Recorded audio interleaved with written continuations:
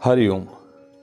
आज हम बात करेंगे शुक्राचार्य की, जो ब्रह्मा जी के तीसरे मानस पुत्र हैं और कवियों में श्रेष्ठ कवि, नीतिज्ञों में नीतिज्ञ और वेदों में वेदज्ञ और भविष्यवक्ता हुए। ज्योतिष के बड़े ही ब्रह्मज्ञ, इन्हें ही भृगु कहते हैं, और भृगु ज्योतिष के विशेषज्ञ हुए हैं शुक्राचार्य। तो ब्रह्मा जी के तीसरे मानस पुत्र शुक्राचार्य योग विद्या के अपार मर्मज्ञ थे और योग विद्या के साथ साथ यह मृत संजीवनी विद्या के भी विशेषज्ञ थे। इन्होंने भगवान शंकर की विशेष भक्ति करके, भगवान शंकर की उपासना करके, साधना करके, तप करके भगवान से वरदान स्वरूप इस विद्या को प्राप्त किया। जब यह विद्या प्राप्त हुई, देव और असुरों के बीच जब युद्ध होता तो वह मृत संजीवनी विद्या से अब वह अनेक असुरों को फिर से ऐसे जीवित कर देते हैं।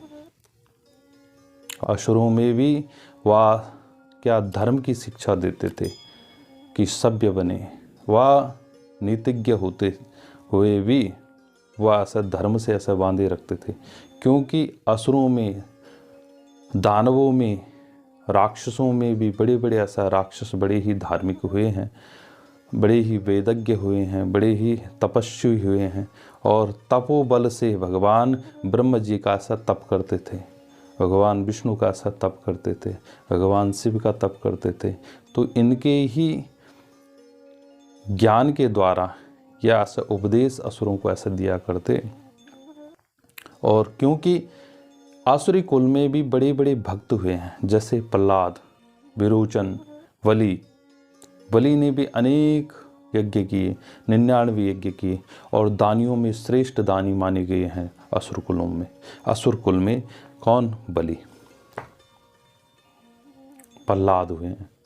प्रहलाद भी हिरण्यकश्यप का पुत्र, अनेक विद्याओं का ऐसा ज्ञान देते थे, संजीवनी विद्या के विशेषज्ञ थे। तो एक बार बृहस्पति जी ने अपने पुत्र कच्छ को इनके पास भेजा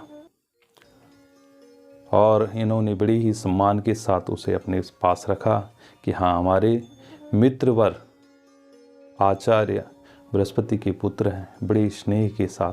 क्योंकि भले ही ग्रहों में बृहस्पति शुक्र आपस में शत्रु हो, पर समभाव रखते हो हैं, सम मित्र हैं, सम शत्रु हैं, आपस में स्नेह, प्रेम, सम्मान इनका बराबर बना है। तो इसलिए ऐसा इन्हें ऐसा मित्र भी माना गया, समशत्रु भी माना गया है। इसलिए बड़े ही सम्मान के साथ इन्होंने कच्छ को अपने पास रखा।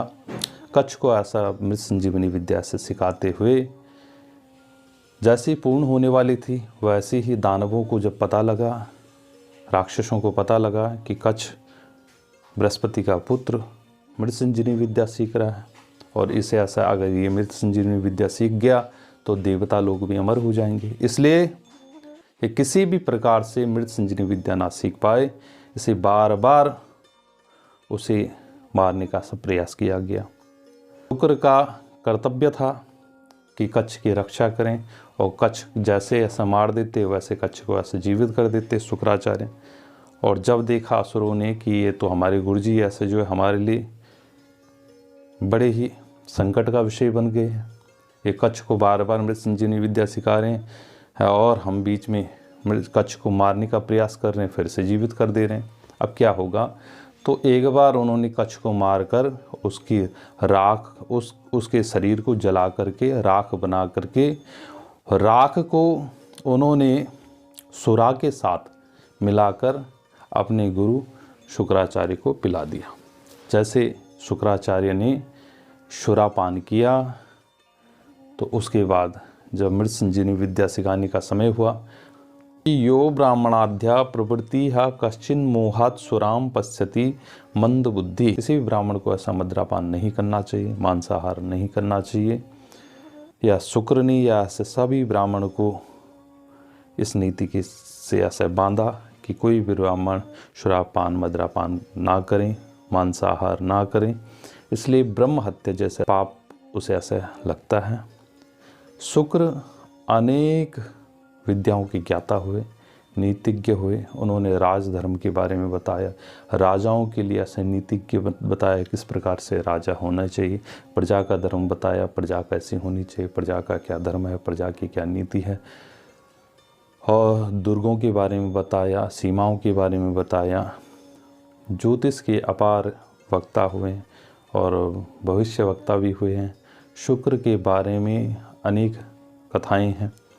तो यह छोटी सी जानकारी आपको अच्छी लगी तो आप सब्सक्राइब करें, शेयर करें, लाइक करें। आगे हम नई कथा के साथ फिर से प्रस्तुत होंगे। हरिओम।